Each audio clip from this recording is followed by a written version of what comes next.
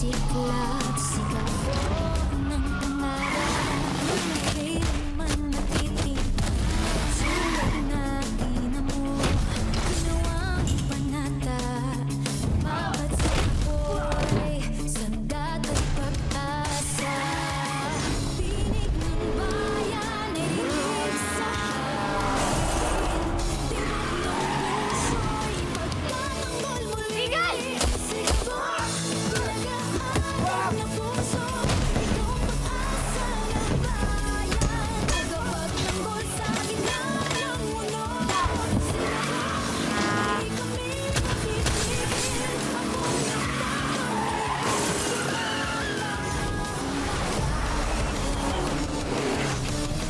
Pilipinas, sabay-sabay sumigaw.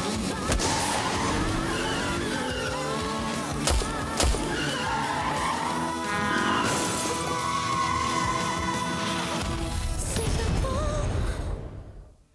Alam ko po na kailangan ko pa rin po patunayan sa kanya at i-earn yung pagmamahal niya. Yung patawaran niya.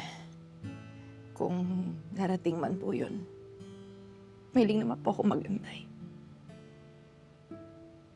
Deserve ko naman po itong punishment na to. You know what you deserve? You deserve an unconditional love.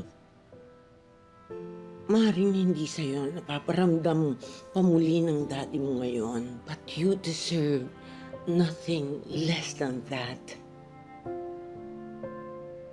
Parang ang hirap naman po yatang paniwalaan. Nakarapat-dapat akong mahalin. Huwag mo sabihin yan. Huwag mo isipin. What is the meaning of being human? Is to love. At huwag mong ipagkait yan sa sarili mo.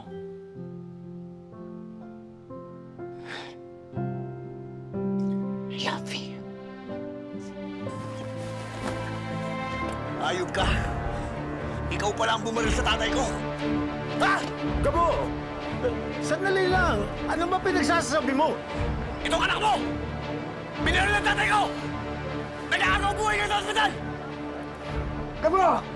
Hindi ako bumaril kay Mang Rudy! Huwag mo na akong paikutin, tarang pa! May nagsabi sa akin! Kilala mo ako, Gabo!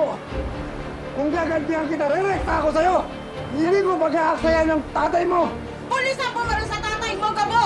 At alam ng lahat yan! Gabo, pag-usapan natin to. Hindi totoo ang binibintang mo. Kilala mo naman kami. Kung kami ang tumira kay Rudy, pinaglalamayan na siya ngayon. Sino mo nagsabi sa'yo niyan?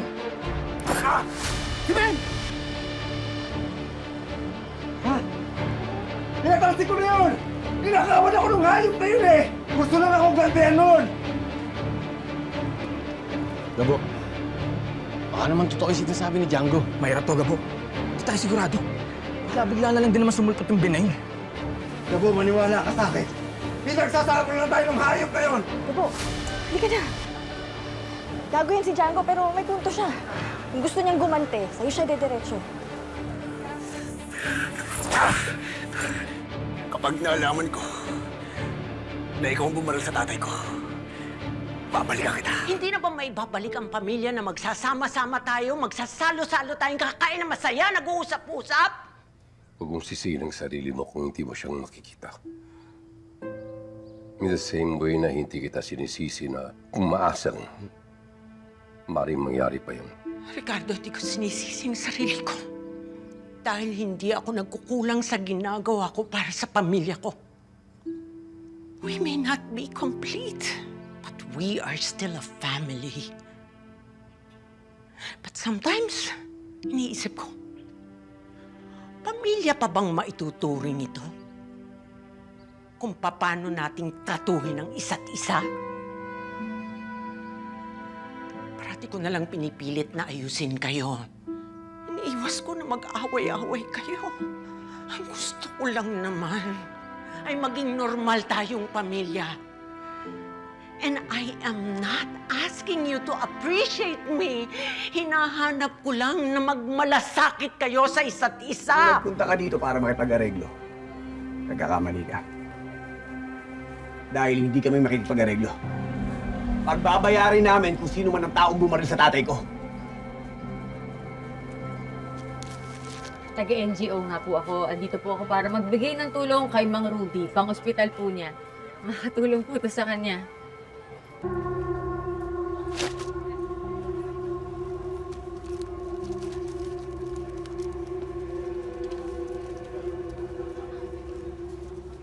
Dami nito. Pasensya ka na. Ay! Oo naman. Karakasan na yan eh. Huwag ka nga mag-ilan. Bakit mo? Miss, nagpunta ka dito para biling kami. Nagkakamali ka. Hindi nyo mabibili ang tatay ko. At kung sino man ang gumawa sa tatay kong yun, isiguraduhin namin na makukulong! Pagpasensyahan mo na yung babae. Baka naman talaga gusto lang niyan tumulong sa atin.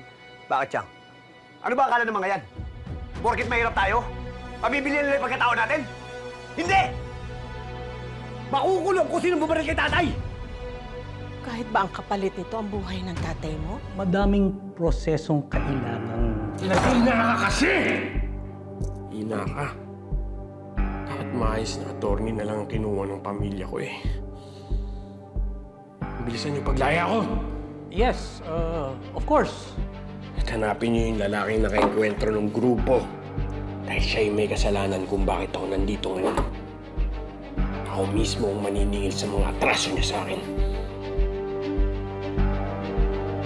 Ngayong Huwebes. Marami daw akong nilabag eh. Hindi nga din daw ako maayos na leader. Pwede pa nga ako masuspinde. Congratulations! We did a great job. Walang magse-celebrate, lalo na kung may threat of suspension. Threat of suspension?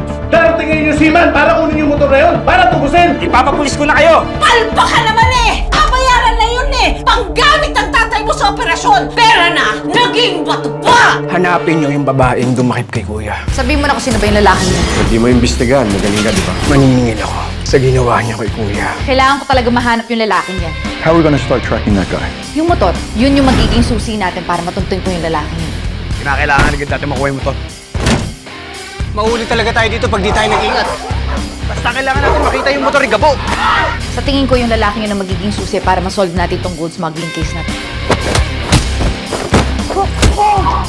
Iikutin natin ang buong paligid. Kinakailangan ko mabawi yung motor. Coco Martin, si Gabo.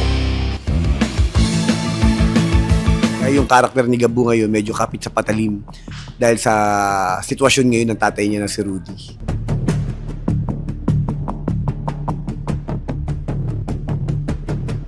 Sa eksena namin ngayon, ito yung eksena kung saan sa paningin namin ay nag-fail siya sa una niyang misyon. Ang mangyayari today ay makikita namin si Gabo at hihingi siya ng pangalawang pagkakataon ng second mission niya. Ngayon, ang tanong, papayagan ba ni Pops na ibigay yung second mission? As an actor, lahat na yata ng inaral ko dito, na ilalagay na, abangan nyo kung bibigyan pa ng second chance si Gabo ni Pops. Ngayon po, nandito tayo sa mansyon ni Pops or ni Tatang na ginagampanan ni Mr. Junie Gamboa. Nandito ako dahil bumalik ako dahil sa pangalawang pagkakataon. Dahil yung unang mission ko kay Victor Sapra na ginagampanan ni J.M. de Guzman ay sumablay si Gabo. Kumbaga, hindi niya nahuli si Victor Sapra, nakuha ng mga NCIA. Ngayon naman, nandito ako, bumabalik ako para humingi ng tulong dahil ang tatay ko, si Rudy, na ginagampanan ni Tito Joey Marquez, nasa hospital ngayon at nag-aagaw buhay, kinakailangan ko ng pera. Kaya ako na mismo yung pumunta dito sa mansyon nila Pops para humingi ng mission, para yung perang gagamitin ko yun, yung perang may babayad sa akin, yun ang gagamitin ko para mapaoperahan yung tatay ko. Kaya yung karakter ni Gabo ngayon medyo kapit sa patalim dahil sa sitwasyon ngayon ng tatay niya na si Rudy. Actually, lahat naman ng kwento ng lahat naman ng mga nangyayari sa si Gabo ay sumasalamin sa maraming mga Pilipino. Alam naman natin na pinagdadaanan ng Pilipinas yung pinagdadaanan ng mga Pilipino ngayon sa hirap ng buhay natin. Kaya sa ayaw at gusto man natin, may mga bagay na nangyayari sa atin na wala tayong ibang choice kung hindi minsan na gumawa ng paraan para makasurvive or makaraos sa pang-araw-araw. Pinapakita man natin yung mga trials, yung mga pagkakamali, ipinapakita rin natin kung ano yung solusyon at ano yung dapat gawin para matugunan mo yung lahat ng mga pangangailangan. Hindi naman dapat na lagi yung mali yung gagawin mo.